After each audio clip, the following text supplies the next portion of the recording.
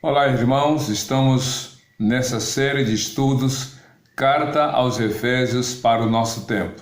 Já expliquei algumas informações importantes, já passei sobre a origem da carta, a autoria, que é Paulo, ano 62, 63 depois de Cristo, como também ele estava na prisão e escreveu essa carta para encorajar, para animar, para mostrar para aqueles crentes gentios que eles eram inseridos ou estavam fazendo parte da família cristã, do reino de Deus, através do Senhor Jesus. E como também já havia dito, a Carta aos Efésios é um mini compêndio teológico, já que fala de muitos aspectos da teologia bíblica, da teologia cristã.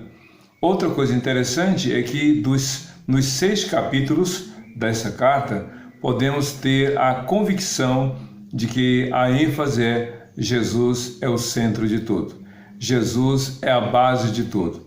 E aqui em Efésios capítulo 5, do verso 15 até o verso 21, a segunda parte desse capítulo, entra um novo assunto. E esse novo assunto tem a ver com uma temática. Essa temática é apresentada nas edições da Bíblia, e cada editora coloca um título que é segundo os pesquisadores. Aqui na minha Bíblia da NVI, o título é Vida em Comunidade. Pode ser que na sua tradução haja outro destaque ou outro título para esse grupo de versículos. E como costumo fazer, vou ler os versos dessa parte, o verso 15 ao verso 21, e então iremos fazer o comentário. Diz assim: tenham cuidado com a maneira como vocês vivem, que não sejam como insensatos, mas como sábios, aproveitando ao máximo cada oportunidade, porque os dias são maus. Portanto, não sejam insensatos, mas procurem compreender qual é a vontade de Deus. Qual é a vontade do Senhor? Não se embriaguem com vinho, que leva à libertinagem, mas deixem-se encher pelo Espírito, falando entre si com salmos, hinos e cânticos espirituais, cantando e louvando de coração ao Senhor, dando graças constantemente a Deus Pai por todas as coisas, em nome de nosso Senhor Jesus Cristo. Sujeitem-se uns aos outros por temor a Cristo.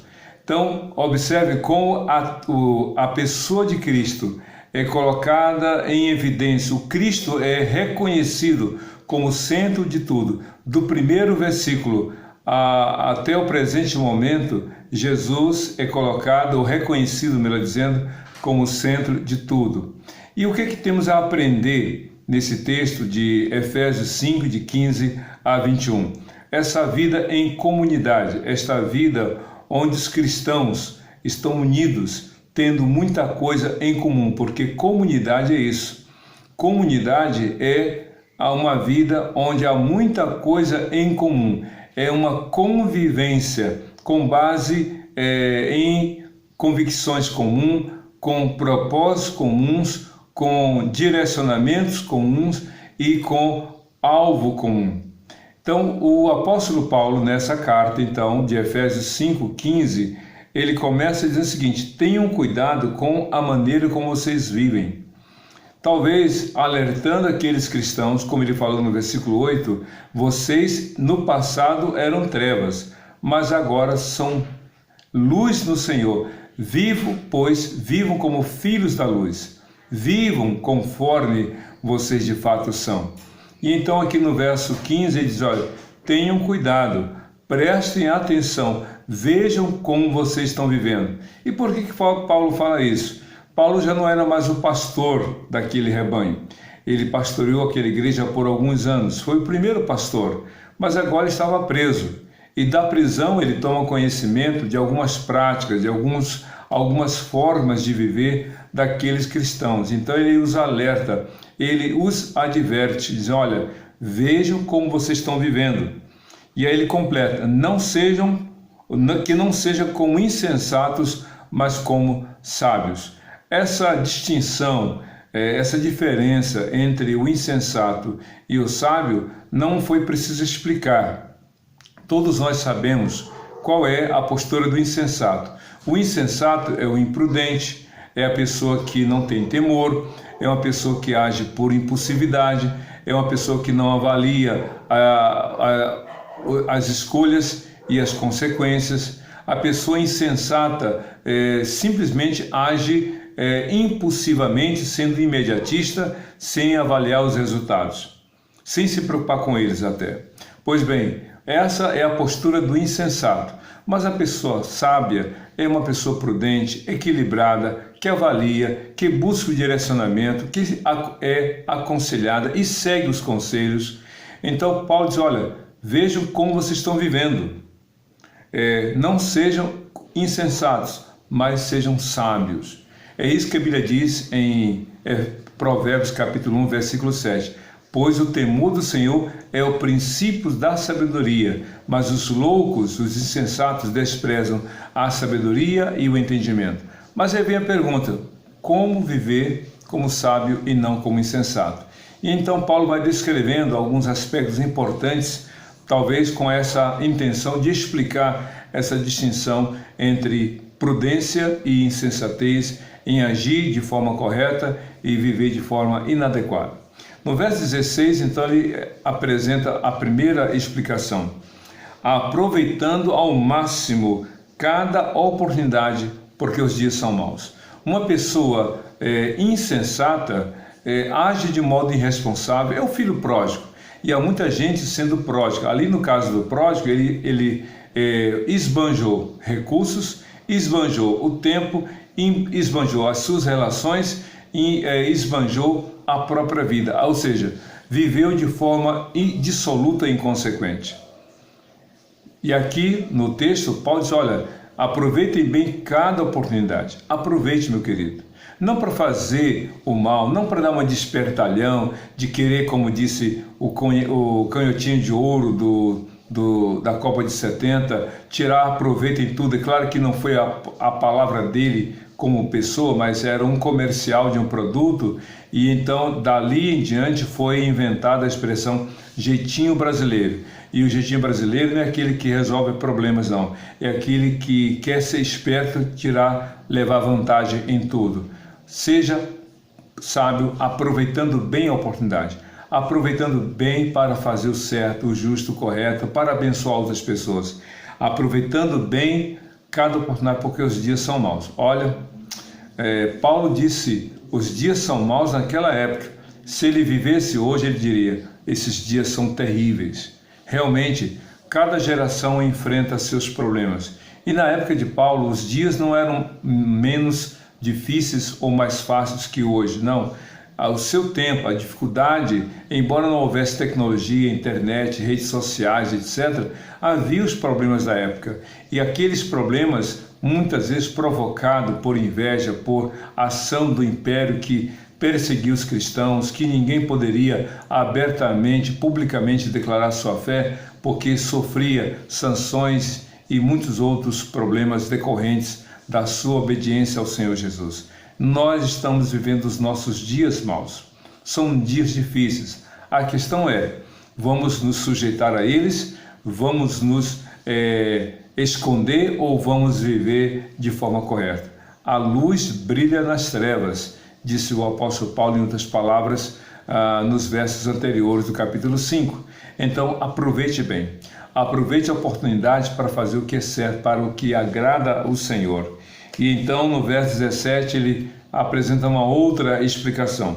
Portanto, não sejam insensatos, mas procurem compreender qual é a vontade de Deus. Novamente, fazendo um paralelo entre pessoas sábias e pessoas imprudentes, pessoas sensatas, pessoas insensatas. Ele fala, portanto, não sejam insensatos. Disse ele no versículo anterior, ajam com sabedoria, aproveitando cada oportunidade, porque os dias são maus. E ao optar, ao escolher, ao decidir, ao se comprometer em viver com sabedoria, então, obviamente, que a pessoa não será insensata. Portanto, não sejam insensatos, mas procurem compreender qual é a boa e agradável, perfeita vontade de Deus. Qual é a vontade do Senhor.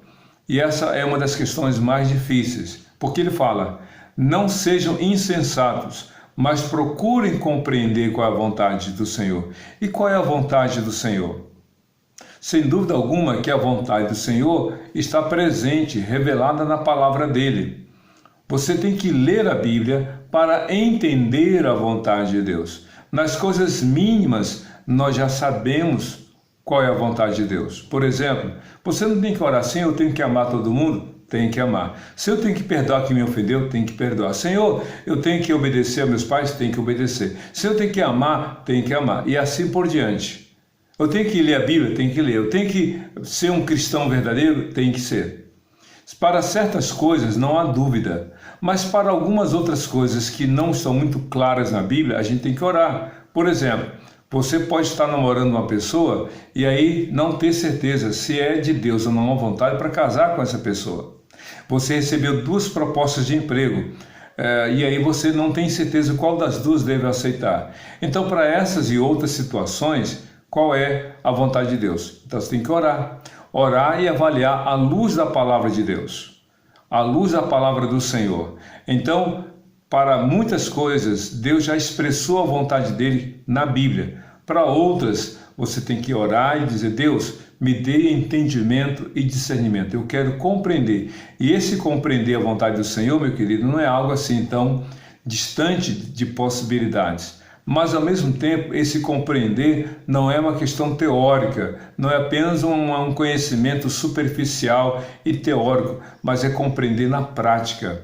Porque a vontade de Deus se revela no dia a dia ou para o nosso dia a dia da vida.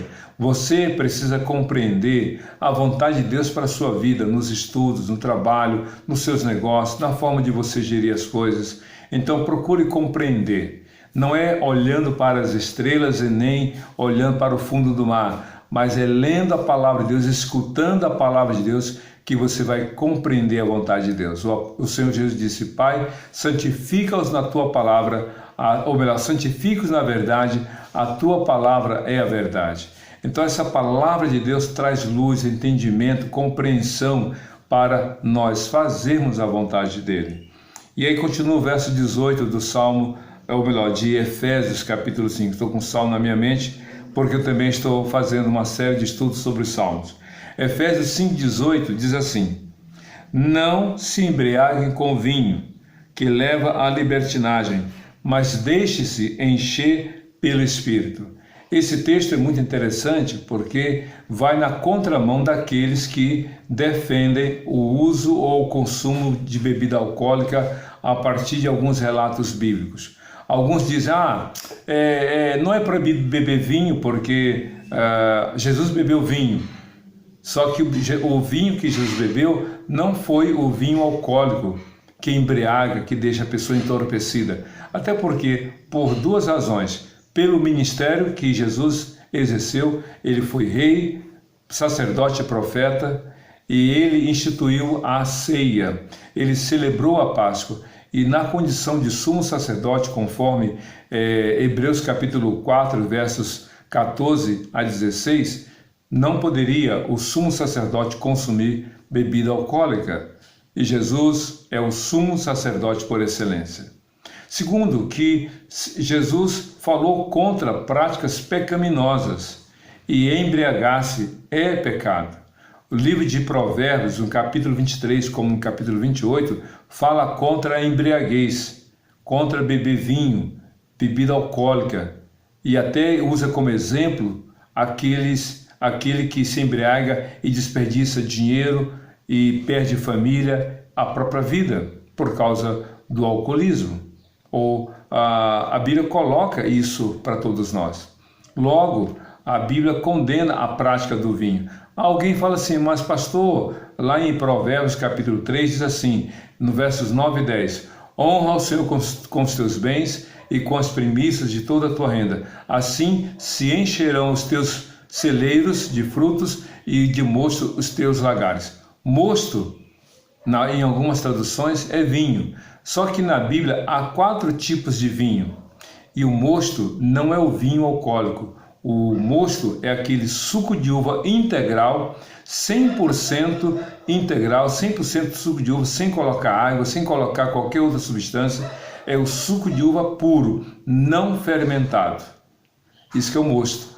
E foi esse o vinho que Cristo usou na celebração da ceia. Foi esse o vinho que a gente vê no ministério de Jesus. Ele transformou a água em vinho e não foi para que os noivos se embriagassem. Ele realizou o primeiro milagre, que foi na festa de casamento em Caná, de acordo com João capítulo 2. Como ele daria para os noivos e os convidados outros aquilo que ele mesmo não aprovava?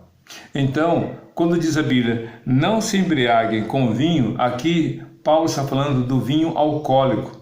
Quando a pessoa bebe uma bebida alcoólica, seja vinho, seja cerveja ou uma bebida com maior teor alcoólico, como cachaça, uísque, outras coisas mais, a pessoa fica entorpecida, ela perde a capacidade de discernimento, ela perde a capacidade de avaliar, de julgar, ela perde a capacidade de percepção, ela perde a sensibilidade e ela fica realmente, como diz a Bíblia em Provérbios, como aquele que está no alto de um mastro, cambaleante à medida que o barco é balançado pelas ondas e a pessoa tem uma crise de enjoo, de náuseas, como se sofresse de labirintite. Quem é vítima do labirintite ou da labirintite sabe muito bem do que estou falando.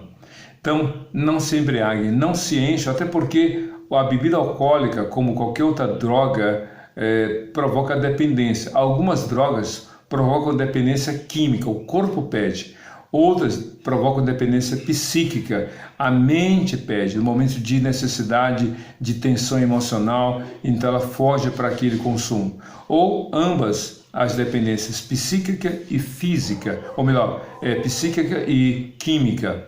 Então, e outra coisa, a tendência do corpo humano é ter maior resistência. Então, para a pessoa ficar embriagada, depois que ela vai consumindo, ela precisa usar mais para ter o mesmo efeito. Vai chegar a hora que ela vai beber bastante e não vai sentir o efeito, embora o corpo já não esteja mais em condições de uma vida autônoma e independente, porque tem que ser carregado.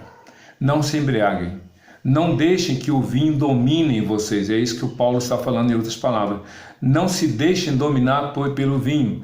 Não percam o equilíbrio, a sensatez, a sanidade, no sentido de ter a percepção daquilo que acontece ao seu redor.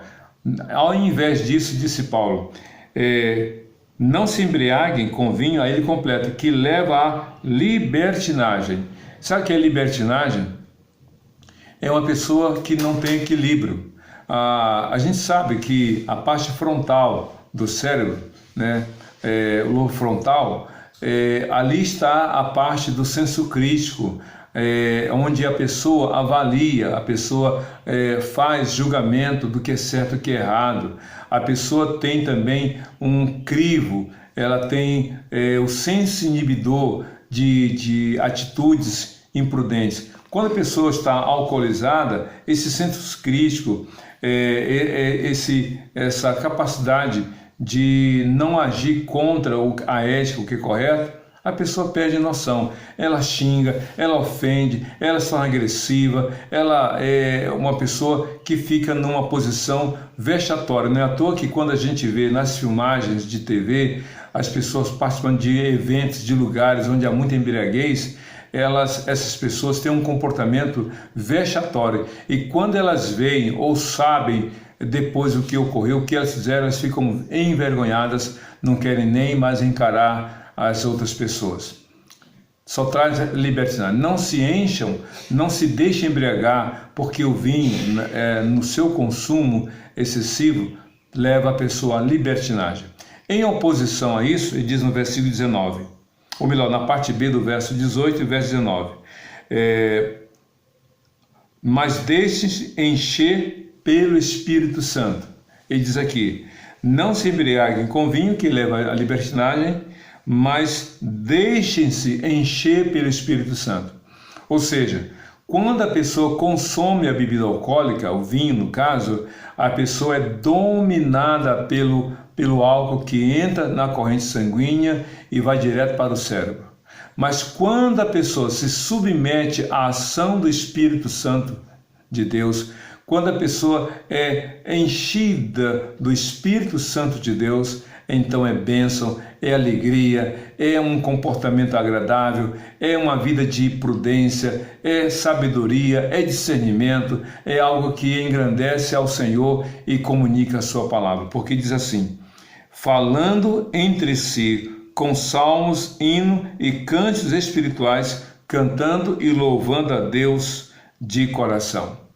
Uma pessoa alcoolizada, ela pode até cantar, mas na maioria das vezes ela canta sem percepção daquilo que de fato está comunicando, ou é um canto de choro, de lamento, como alguns dizem, de dor de cotovelo, ou de ira ou de raiva. Pois bem, mas quando quando o Espírito Santo enche a vida daquela pessoa, do cristão, então, veja só, ela faz o que é agradável, ela fala sobre coisas que edificam, ela fala de coisas que exaltam ao Senhor e se tornam essas coisas que ela fala testemunho da sua fé no Senhor. É por isso que no verso 20, o penúltimo versículo dessa parte diz assim: dando graças constantemente a Deus Pai por todas as coisas, em nome de nosso Jesus Cristo. O Espírito Santo leva a pessoa a exaltar ao Senhor. O Espírito Santo leva a pessoa a glorificar o nome do Senhor. O Espírito Santo leva a pessoa a dizer: louvado seja o nome do Senhor, engrandecido seja o nome do Senhor. Eu quero agradecer, eu quero exaltar o nome do Senhor. Ela não reclama, ela não fica murmurando, ela não xinga, ela não ofende o outro, ela não é agressiva. Ela pondera, ela ouve, ela pode até sentir, mas ela crê que Deus está na direção da vida dela e ela segue em frente. É isso que é ser cheio do Espírito Santo. É por essa razão que o último versículo desse trecho, Efésios 5:21, diz assim: sujeitem-se uns aos outros por temor a Cristo. A pessoa que não crê, a pessoa que não teme a Deus, a pessoa que se deixa dominar pelo vinho, ela trata o outro com arrogância, ela ofende, ela é agressiva, ela quer diminuir o outro, quer humilhar o outro, quer espizinhar diante da situação do outro. Mas o cristão não. O cristão é uma pessoa humilde, é uma pessoa quebrantada, é uma pessoa que reconhece o seu valor. E quem reconhece o seu valor não precisa provar o seu valor para o outro. Quem tem convicção de quem é, não precisa dar provas para o outro. Muita gente nas redes sociais aparenta uma coisa que não é verdadeira, demonstra uma coisa que não é verdade. Vivemos numa sociedade da imagem e como a imagem, a pessoa através dela se coloca para a sociedade, como também consome o que o outro apresenta a partir da imagem, há uma troca. Eu sou melhor do que você. Eu sou superior a você, e assim a gente vê, infelizmente, nesse comportamento social midiático.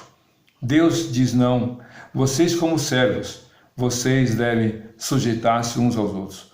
O pastor reconhece a autoridade da igreja, a igreja reconhece a autoridade do pastor. O professor sabe do valor dos alunos, os alunos reconhecem a autoridade do professor. Pais amam seus filhos, vendo-os como bênçãos nas mãos de Deus, e os filhos reconhecem a autoridade dos pais e os obedecem.